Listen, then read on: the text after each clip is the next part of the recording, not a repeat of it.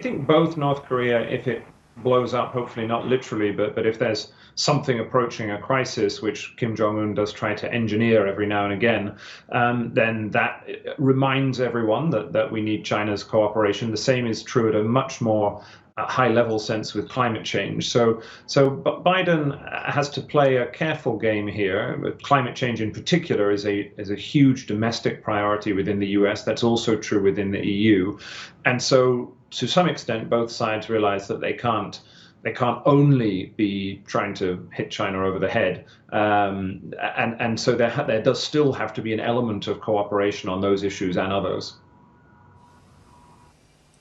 I know you were booked and brought on to talk about the EU and those issues largely, but we're taking a little bit of a sidebar because it's so interesting.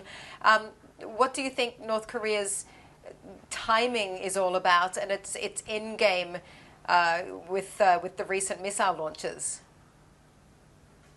I think it's just an attention-grabbing strategy. This is something that Kim Jong-un and the regime do almost like clockwork. If they feel like they're not getting enough international attention, then they'll start saber-rattling, launching missiles, creating trouble. And the aim of that is to draw the international community back to the negotiating table and to extract concessions or in some way to try and improve North Korea's hand. So I think that this is, if not exactly predictable, it's not surprising at all that this is happening, because it's happened so many times before.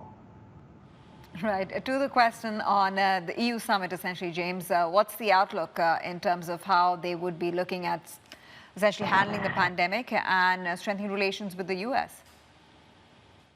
Well, on the pandemic, the EU is under enormous pressure. You could see it in your trail at the beginning of this segment that Mrs. von der Leyen is really struggling because other rich countries in the United Kingdom, the United States are doing much better on vaccinations. And so that across the EU, there's enormous political pressure, both on the companies, but also to begin to experiment with a kind of vaccine nationalism. This is, of course, very dangerous because the EU is normally one of the most responsible international actors.